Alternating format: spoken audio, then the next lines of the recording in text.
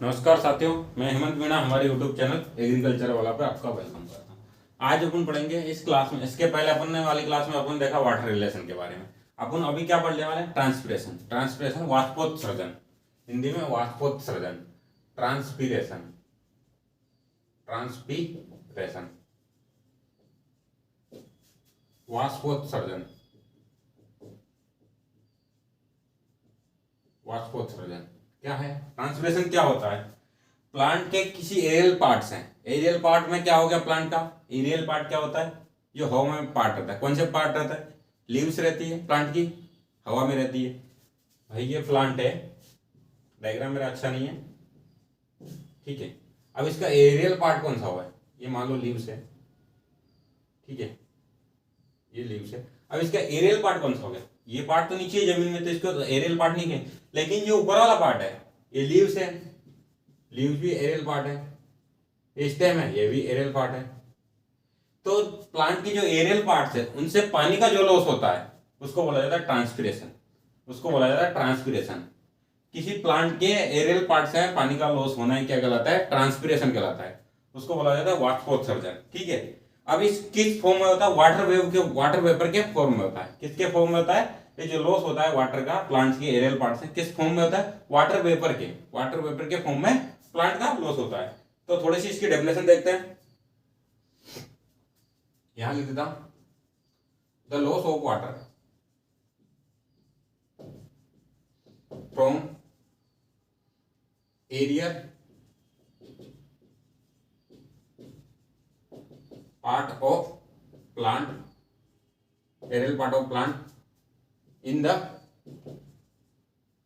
Form of, किसके form में? Form of water vapour, water vapour के फॉर्म में प्लांट के एरियल पार्ट से पानी का लॉस होना ही क्या कहलाता है? Transpiration. Water vapour, it is called transpiration. इसी को बोला जाता है ट्रांसपीरेशन, वाष्पोत्सर्जन, ठीक है।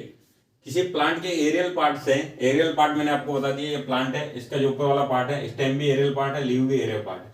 तो एरियल पार्ट से प्लांट का किसके फॉर्म? वाटर वेपर के फॉर्म में प्लांट का लॉस होना, वाटर का लॉस होना, वो क्या कहलाता है? ट्रांसपिरेशन कहलाता है। और ये कैसी प्रोसेस है? It is a biological process. कौन सी प्रोसेस है? बायोलॉजिकल प्रोसेस है। कौन सी प्रोसेस है ये? बायोलॉजिकल प्रोसेस है, ठीक है। जो इंपॉर्टेंट चीज है मैं आपको बता दूंगा, जो एग्जाम में पूछी जा सकती है। ये बायोलॉजिकल प्रोसेस है, आपसे पूछ सकते हैं ट्रांसपिरेशन को केमिकल, फिजिकल, कैसी प्रोसेस? तो बायोलॉजिकल प्रोसेस है। आपको याद रखना ये बायोलॉजिकल प्रोसेस है। अब ट्रांसपिरेशन के टाइप्स होते हैं, 3 टाइप से होता है, 3 टाइप से ट्रांसपिरेशन होता है। टाइप्स ऑफ ट्रांसपिरेशन कौन कौन से टाइप? पहला टाइप है कौन सा? स्टोमेटल ट्रांसपिरेशन, ठीक। एक तो स्टोमेटल ट्रांसपिरेशन होता है, ये कितना होता है? 80 से 90%। 80 से 90% ट्रांसपिरेशन किसके द्वारा होता है? स्टोमेटल ट्रांसपिरेशन के द्वारा होता है। दूसरा ट्रांसपिरेशन क्या है? क्यूटिकुलर, क्यूटिकुलर ट्रांसपिरेशन, ठीक है। तीसरा है लेंटिकुलर ट्रांसपिरेशन। क्यूटिकुलर ट्रांसपिरेशन कितना होता है? क्यूटिकुलर ट्रांसपिरेशन कितने परसेंट तक होता है? क्यूटिकुलर ट्रांसपिरेशन कितना होता है? ये होता है 10% तक, 5 से 10% तक, और 5 से 10% ये होता है लेंटिकुलर। अब क्यूटिकुलर क्या होता है? जो लीव्स होती है इसके अंदर क्यूटिकल पाए जाते हैं, इसके अंदर लीव्स के अंदर क्यूटिकल पाए जाते हैं, उससे ट्रांसपिरेशन होता है। लेंटिकुलर कहाँ होता है? जो ये तना होता है ना, कभी कभी इससे भी वाष्पोत्सर्जन होता है, तो उसको बोलते हैं लेंटिकुलर ट्रांसपिरेशन। आपको ज्यादा याद नहीं रखना, आपको याद रखना है 3 टाइप के होते हैं, स्टोमेटल, क्यूटिकुलर, लेंटिकुलर। स्टोमेटल में सबसे ज्यादा होता है 80 से 90%। मेनली जो ट्रांसपिरेशन होता है किसके द्वारा होता है? स्टोमेटल ट्रांसपिरेशन के द्वारा होता है। अब ट्रांसपिरेशन के लिए कुछ चीजें देख लेते हैं। और ट्रांसपिरेशन एक आवश्यक बुराई है, ट्रांसपिरेशन को आवश्यक बुराई कहा है किसने? कौन से साइंटिस्ट ने? कर्टिस ने। क्यों आवश्यक बुराई कहा है? क्योंकि पानी भी, जितना पानी लॉस हो, पानी एब्जॉर्ब करता है प्लांट, उसका 99% क्या हो जाता है? ट्रांसपिरेशन कर देता है। वाष्पोत्सर्जन के द्वारा 99% पानी का लॉस हो जाता है, ठीक है। तो अच्छी बात नहीं, पानी को जो एब्जॉर्ब कर रहा है तो लॉस करने के लिए एब्जॉर्ब नहीं, लेकिन आवश्यक है। क्यों? क्योंकि ट्रांसपिरेशन के द्वारा इसका टेम्परेचर मेंटेन रहता है, प्लांट का बहुत सारी चीजें मेंटेन रहती है, तो ट्रांसपिरेशन आवश्यक है। इसलिए कर्टिस ने ट्रांसपिरेशन को क्या बोला, ट्रांसपिरेशन क्या है, आवश्यक बुराई है, transpiration is a necessary evil. किसने बोला है, कर्टिस ने। Transpiration is a necessary, transpiration is a necessary evil. Evil का मतलब होता है बुराई। किसके द्वारा बोला गया, कर्टिस के द्वारा, कर्टिस के द्वारा, कर्टिस नाम के साइंटिस्ट के द्वारा बोला गया ट्रांसपिरेशन एक आवश्यक बुराई है, transpiration is a necessary evil. किसने बताया, कर्टिस ने। मैंने आपको बताया क्यों आवश्यक बुराई, क्योंकि प्लांट का 99% वाटर किसके द्वारा लॉस हो जाता है, ट्रांसपिरेशन के द्वारा। ये आपको याद रखना है। ट्रांसपिरेशन से क्या होता है, जो इसकी लीफ सरफेस है वो कूल्ड हो जाती है, टेम्परेचर को मेंटेन करता है, ये मैं आपको बता रहा हूँ। लीफ सरफेस कम हो जाती है और 99% जो वाटर एब्जॉर्ब करता है उसका 99% ट्रांसपिरेशन के द्वारा लॉस हो जाता है। लॉसेस ऑफ वाटर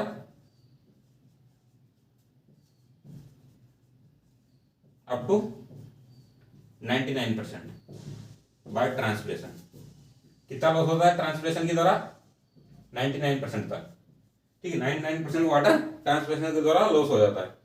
अब प्रिंसिपल ऑर्गन कौन से, आपसे पूछा जा सकता है कि ट्रांसपिरेशन के लिए प्रिंसिपल ऑर्गन कौन से है, तो कौन से ऑर्गन प्रिंसिपल, स्टेप नहीं, लीफ जो है प्रिंसिपल ऑर्गन, मेन ऑर्गन है, क्योंकि सबसे ज्यादा ट्रांसपिरेशन लीफ से द्वारा होता है। तो प्रिंसिपल ऑर्गन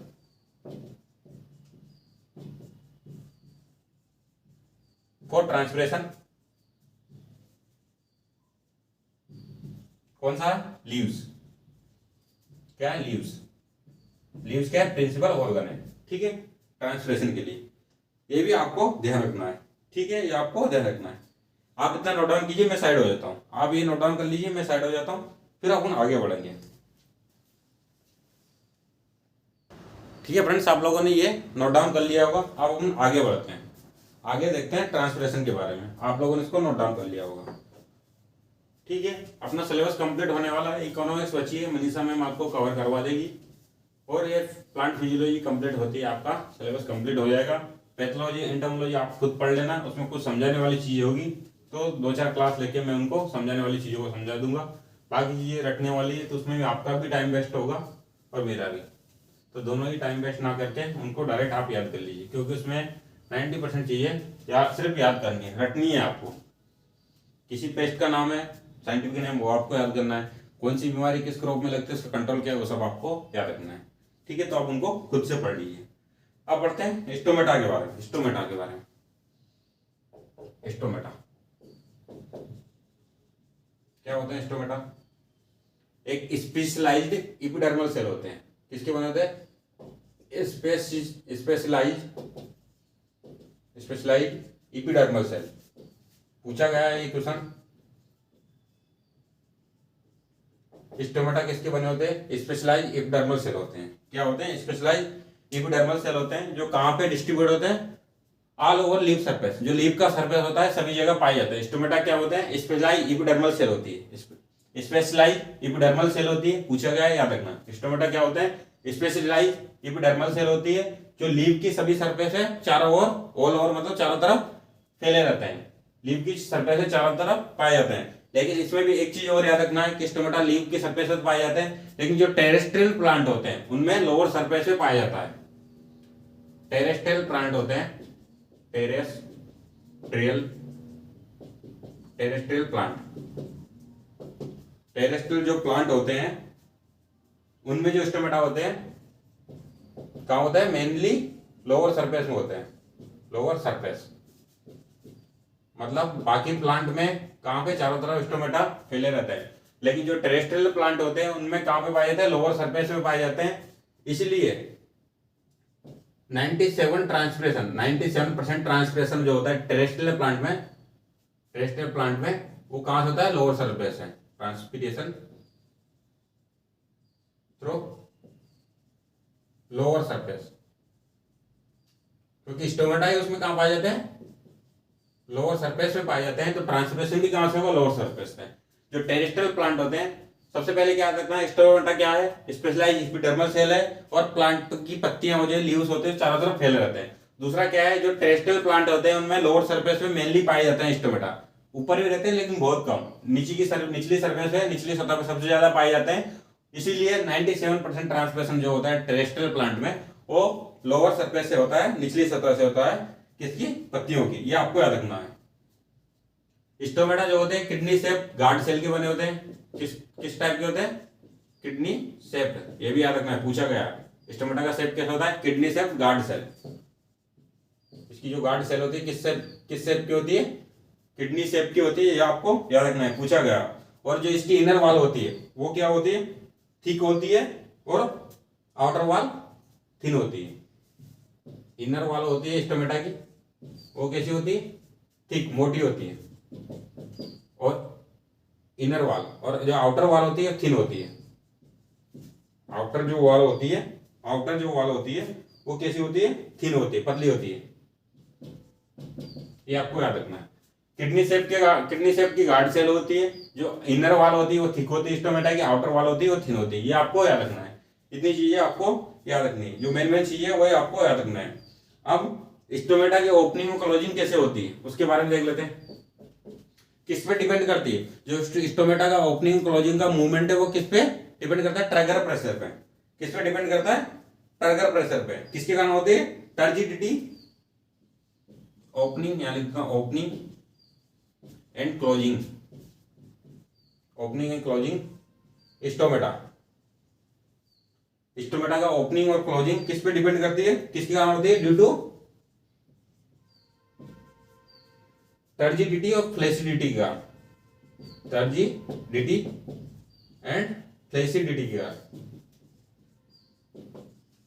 मतलब टर्जिडिटी और फ्लेसिडिटी के कारण उसका खुलना और बंद होना, ओपनिंग और क्लोजिंग मेंटेन होता है। तो सीधा सीधा कह सकते हैं कि स्टोमेटा का मूवमेंट है, स्टोमेटल मूवमेंट है, किसके द्वारा मेंटेन किया जाता है, ट्रैगर प्रेशर के द्वारा। यहां लिख देते हैं, stomatal movement maintain by Trager pressure.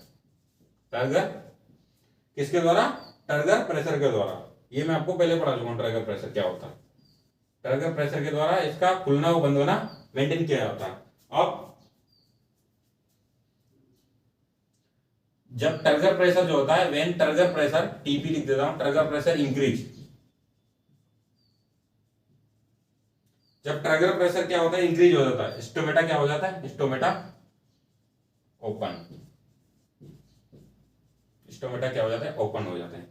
और जब ट्रैगर प्रेशर डिक्रीज होता है, व्हेन टीपी डिक्रीज, टीपी कम हो जाता है, डिक्रीज हो जाता है, स्टोमेटा क्या हो जाता है, क्लोज हो जाता है, स्टोमेटा क्लोज। यही आपको याद रखना है। स्टोमेटा का खुलना और बंद होना किसके द्वारा मेंटेन किया जाता है, ये भी क्वेश्चन पूछा जाता है। तो ट्रैगर प्रेशर के द्वारा मेंटेन किया जाता है। किसके द्वारा, ट्रैगर प्रेशर के द्वारा मेंटेन किया जाता है। ठीक है, जब ट्रैगर प्रेशर इंक्रीज होता है तो स्टोमेटा खुल जाते हैं, और ट्रैगर प्रेशर डिक्रीज होता है, कम होता है, लोअर होता है, तब स्टोमेटा बंद हो जाते हैं। ये आपको याद रखना है। ठीक है, ये आपको याद रखना है। अब थोड़ा सा एक टर्म और है, उसके बारे में देख लेना, गठेशन। गठेशन क्या है, सबसे पहले किसने दिया टर्म किसने दिया, गठेशन बर्गस्टीन ने, याद रखना, बर्गस्टीन के द्वारा दिया गया टर्म। किसने दिया, बर्गस्टीन के दिया। और ये कब होते हैं, रात में होते हैं। गठेशन कब होता है, अकर्स एट नाइट, केवल रात में होता है। गठेशन कब होता है, नाइट में होता है। ठीक है, ये आपको याद रखना, मेन चीजें आपको याद रखना है। ठीक है, अब गठेशन में क्या होता है, जो वाटर होता है उसके साथ में साल्ट और मिनरल जो होते हैं, वाटर के साथ में कहां से, हाइड्रोथोड, जो प्लांट की जो लीव होते हैं उसमें हाइड्रोथोड पाए जाते हैं, उनके थ्रू बाहर निकल जाते हैं। तो किसके द्वारा होता है, हाइड्रोथोड के द्वारा। याद रखना, आपसे पूछा जाता था, एग्जाम में पूछा भी गया है। गठेशन किसके द्वारा होता है, हाइड्रोथोड के द्वारा होता है। हाइड्रोथोड के द्वारा गठेशन होता है। टर्म बर्गस्टीन दिया, नाइट में होता है। और इसके द्वारा क्या बाहर जाता है, water with salt and mineral, salt and mineral. अकेला पानी बाहर नहीं निकलता, गठेशन के द्वारा पानी के साथ में साल्ट और मिनरल भी बाहर निकल जाते हैं। और ये कब होता है, रात में होता है। ये आपको याद रखना है। ठीक है, ये आपको याद रखना है।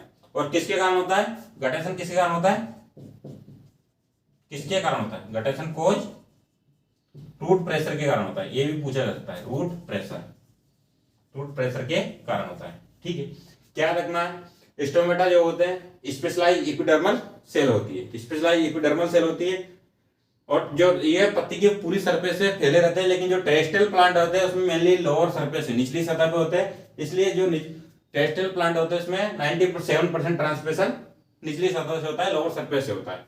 किडनी से गार्ड सेल के बने होते हैं, इनकी जो इनर मेम्ब्रेन होती है, इनर वॉल होती है वो मोटी होती है, आउटर वॉल होती है थिन होती है, पतली होती है। जो स्टोमेटा की ओपनिंग और क्लोजिंग किस पे डिपेंड करती है? इसका कौन मेंटेन करता है? Trigger pressure. अगर ट्रिगर प्रेशर इंक्रीज होता है स्टोमेटा ओपन हो जाएगा, ट्रिगर प्रेशर कम हो जाएगा स्टोमेटा बंद हो जाएगा। ठीक है, उसके बाद अपन देखो गटेशन। गटेशन क्या है?